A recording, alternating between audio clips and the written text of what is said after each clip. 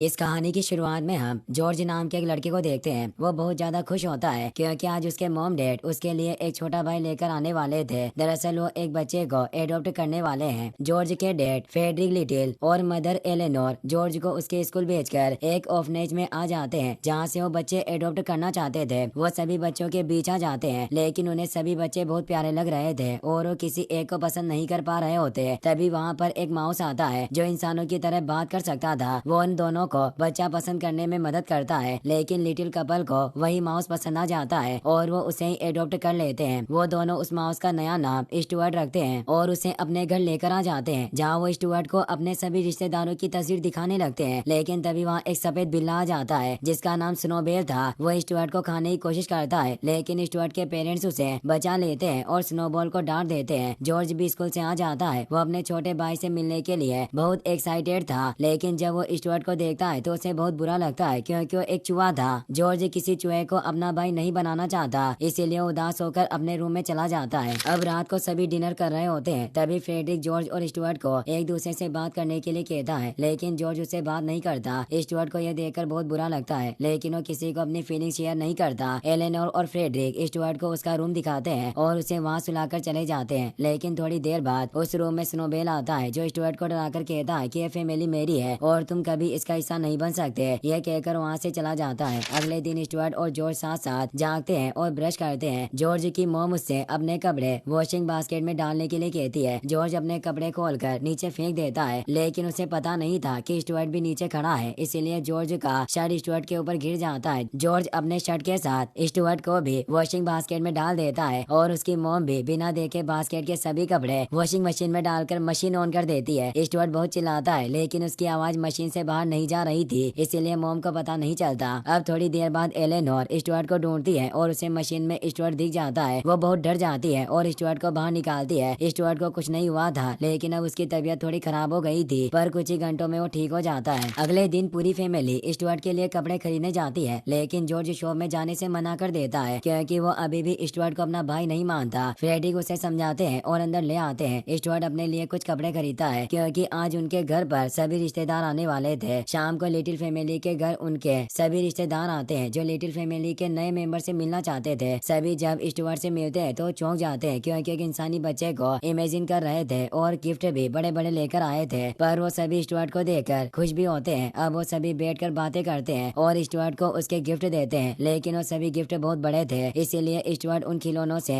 नहीं खेल सकता था। वो सभी जॉर्ज को भी वहाँ बुलाते हैं। वो सभी जॉर्ज को स्टुअर्ट के साथ खेलने के लिए कहते हैं लेकिन जॉर्ज को बहुत गुस्सा आ रहा था और वो सभी से कहता है कि स्टुअर्ट एक चूहा है और वो मेरा भाई नहीं हो सकता। यह सुनकर सभी को बहुत बुरा लगता है। स्टुअर्ट भी बहुत उदास हो जाता है। उसी रात स्टुअर्ट को अपने असली पेरेंट्स की याद आती है और वो फ्रेडरिक और एलेनोर के पास जाकर उसके असली पेरेंट्स के बारे में पूछता है। फ्रेडरिक और एलेनोर को बहुत बुरा लगता है। उन्हें समझ आ जाता है कि वो उनकी फैमिली के साथ खुश नहीं है। वो स्टुअर्ट को खुश करने के लिए उससे कहते हैं कि हम तुम्हारे पेरेंट्स को ढूंढने की कोशिश करेंगे। अगले दिन फ्रेडरिक और एलेनोर ऑर्फनेज में जाकर वहाँ की हेड से स्टुअर्ट के पेरेंट्स के बारे में पूछताछ करते हैं लेकिन उन्हें कुछ पता नहीं चलता। ऑर्फनेज की हेड उनसे कहती है कि मैं कुछ फाइल्स देकर आपको बता दूंगी। दूसरी ओर घर पर स्टुअर्ट स्नोबेल के साथ जाकर उससे दोस्ती करने की कोशिश करता है पर स्नोबेल उससे दोस्ती करने से मना कर देता है। स्टुअर्ट जब किचन में था तभी वहाँ स्नोबेल का फ्रेंड मोंटी आ जाता है जो स्नोबेल का खाना खाने लगता है। तभी वहाँ से स्टुअर्ट दिख जाता है और स्टुअर्ट के पास चला जाता है। स्नोबेल नहीं चाहता था कि मोंटी को स्टुअर्ट के बारे में पता चले लेकिन अब मोंटी जान चुका था। स्टुअर्ट मोंटी को देखकर भागा नहीं था इसीलिए मोंटी से पूछता है कि तुम मुझे देखकर भागे क्यों नहीं। तो स्टुअर्ट मोंटी से कहता है कि मैं फैमिली का मेंबर हूँ। स्टुअर्ट की बात सुनकर मोंटी को बहुत हंसी आती है क्योंकि स्नोबेल एक बिल्ला था और उसका मालिक एक चूहा था। अब मोंटी बाहर जाकर ये बात सभी को बताने वाला था इसीलिए स्नोबेल को स्टुअर्ट पर बहुत गुस्सा आता है और वो स्टुअर्ट के पीछे पड़ जाता है। स्टुअर्ट भी स्नोबेल से भागकर एक रूम में चला जाता है जो जॉर्ज का रूम था। स्टुअर्ट वहाँ पर बहुत सारे छोटे छोटे मॉडल्स देखता है जो जॉर्ज ने बनाए थे और जॉर्ज भी वही था इसीलिए अब वो स्टुअर्ट को वहाँ देख लेता है और उससे पूछता है कि तुम यहाँ क्यों आए हो। स्टुअर्ट जॉर्ज से कहता है कि मैं तो तुमसे मिलने के लिए आया था। अब स्टुअर्ट सभी मॉडल्स की तारीफ करता है जिससे जॉर्ज को बहुत खुशी होती है। स्टुअर्ट जॉर्ज को ट्रेन के ट्रैक पर एक प्ले करके दिखाता है जिसे देखकर जॉर्ज को बहुत हंसी आती है। जॉर्ज अब स्टुअर्ट से अच्छे से बात करने लग गया था। वह स्टुअर्ट को एक रिमोट कंट्रोल कार दिखाता है और स्टुअर्ट से उसे चलाने के लिए कहता है। स्टुअर्ट उसमें बैठकर बहुत खुश होता है। तभी उसकी नजर एक बोट के ऊपर जाती है जो अभी पूरी नहीं बनी थी। स्टुअर्ट जॉर्ज से बोट के बारे में पूछता है। जॉर्ज उसे बताता है कि मैं बोट 2 दिन बाद बर्बाद होने वाली बोट रेस के लिए बना रहा था, लेकिन अब मैं इसे नहीं बनाऊंगा। स्टुअर्ट जॉर्ज से इसकी वजह पूछता है।